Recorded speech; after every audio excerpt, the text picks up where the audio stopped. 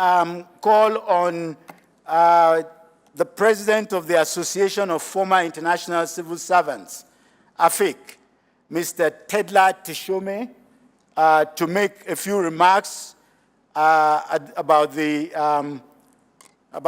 innovation initiative. It's not here. Okay. Is Mr. Tedla here? Okay. Good morning, everyone. Madam Executive Secretary, Madam Bera Songwe, Excellencies, distinguished guests, all protocol observed. It is a great pleasure, indeed tremendous honor, for me to be asked to make a remark at this very auspicious occasion, the commemoration of the 60th anniversary of the establishment of the UN Regional Economic Commission for Africa.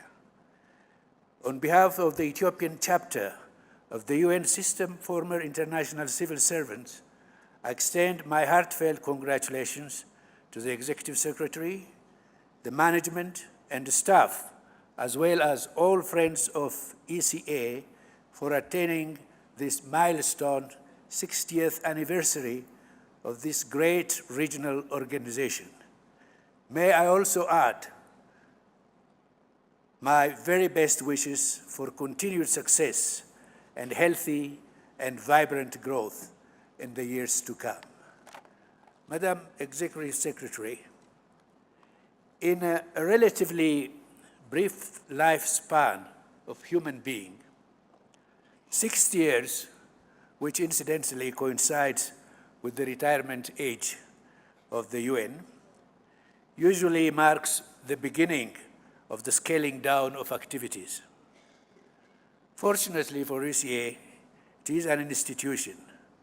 Contrary to the human experience, instead is getting 60 years younger, moving on with visible dynamism, strong determination, to increasingly reposition itself to provide strong leadership to its member states to take the continent to a higher level of socio-economic development and prosperity. The successive leadership of the Commission should be highly commended for their perseverance and well-focused long-term vision, wisdom, and commitment.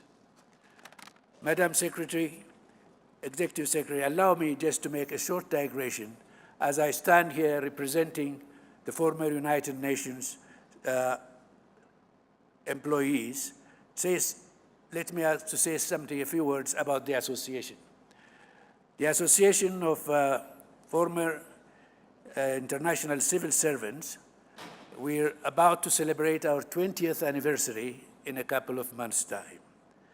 This association derives its membership from all former staff throughout the United Nations system organizations. At the moment, the membership stands around 900. About 40% of them come from the ECA. So I must say, today's celebration is very much theirs, as they are blessed to live long enough to witness the occasion and rejoice the fruits of their valuable contributions. The association's main objective is to safeguard the interest of its members.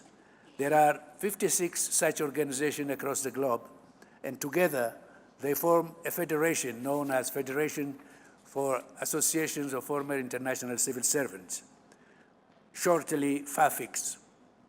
FAFIX has been recognized by the General Assembly as a representative of the retiree communities, which today stand at 70,000. And they have observer status on the ECOSOC, and they are full members on the United Nations Pension Board and sits in all its standing committees. Madam Executive Secretary, as one of the employees of the commissions during its earliest formative years of ECA, I believe it is in order that I reminisce my nostalgic memories on this unique occasion and recollect the challenges that the Commission was seen to be facing during my time in ECA. I joined the ECA in 1962, a couple of years after ECA moved to its then new premises, the Africa Hall. On my return from studies abroad, studying at the School of Economics at the University of Manchester, conveniently, my thesis was on the prospects of regional cooperation in Africa. This was done at the time where African statistics almost non-existent.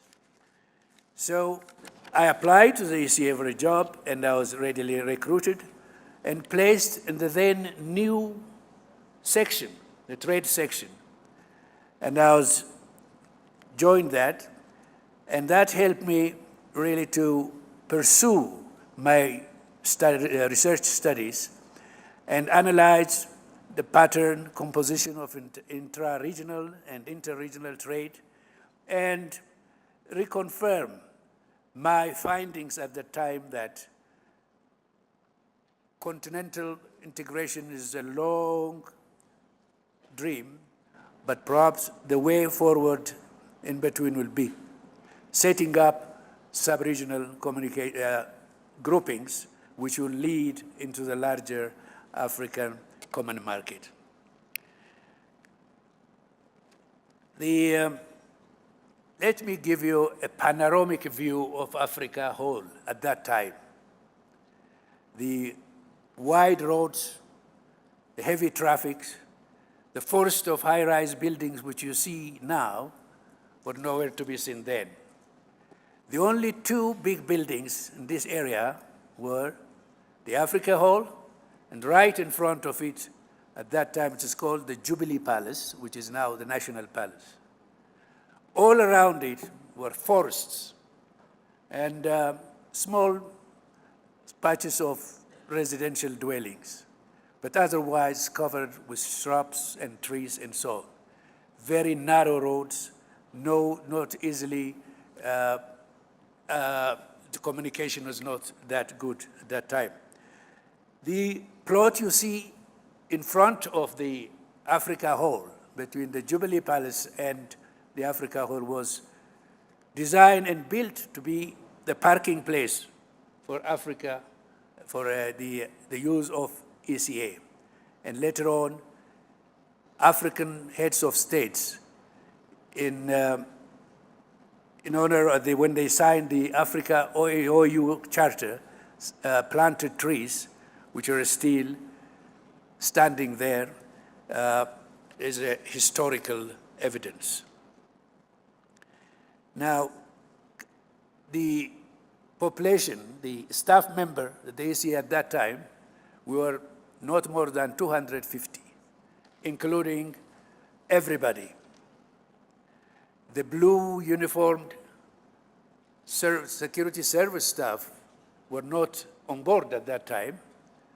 The security service was taken care by a detachment from the Imperial Bodyguard, very prestigious body, and were with their khaki uniforms, were taking care of the security services here, commanded by one colonel from the Imperial Bodyguard. His name was Assefa Renyao. May his soul rest in peace. These people brought dignity and courtesy to the environment on the Africa Hall at that time. The executive secretary when I joined was Mr. Robert Gardner, the accomplished Ghanaian civil servant. He was a quiet, refined, and very dignified and courteous gentleman. He was a fatherly figure, revered and loved by everybody. It's striking. Mr. Gardner had very keen interest on the few young African professionals who joined the organization then.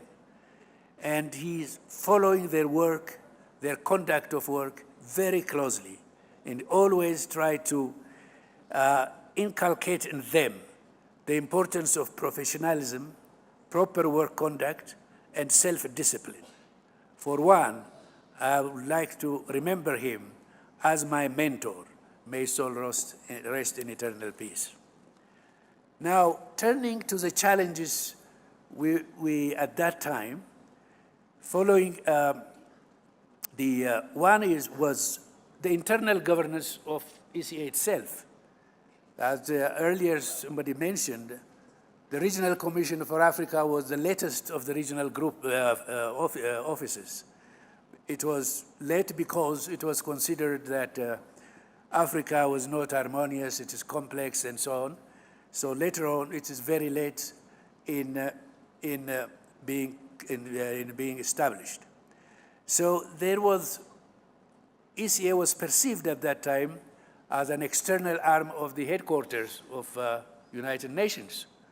So with its very vague mandate and very limited budget, it couldn't go into more in-depth work or serious work, but was confining itself more or less in making research studies, holding seminars and workshops for officials of member states in the way of capacity building.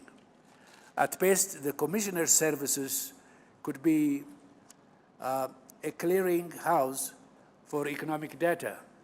I was charged with publishing periodically the African Trade Newsletter at the time, but the statistics are not there, but for whatever available, that was considered to be a very informative little work. Now, there are other challenges. The membership of the United Nations was at that time, somebody mentioned, or only 19. Only 9 or 8 members were independents. The rest they were represented by the colonial powers. So it was difficult for the Commission to design a program of African flavor. There is a divided continent into Francophone, Anglophone, Sterlings, and so on. That's another challenge. Specialized agencies' behavior at that time also, going directly to the states. That was another challenge. Formation of the AAU, it was good, but initially there was a lot of rivalries between the two. That again was an impediment for coordination. Then came the structural adjustment policy and all what was associated with it. This is also a big challenge for the ECA. It is gratifying to note that the Commission, by and large, overcame all these major obstacles and now placed itself in a driving seat. It seems it has tactfully redefined its governance and promote African program, the UN support, rather than UN program for Africa as it used to be. It's forged close working relationship with AU, ADB, IGAD, and so on. It had restructured its internal work, regained the confidence of the continents.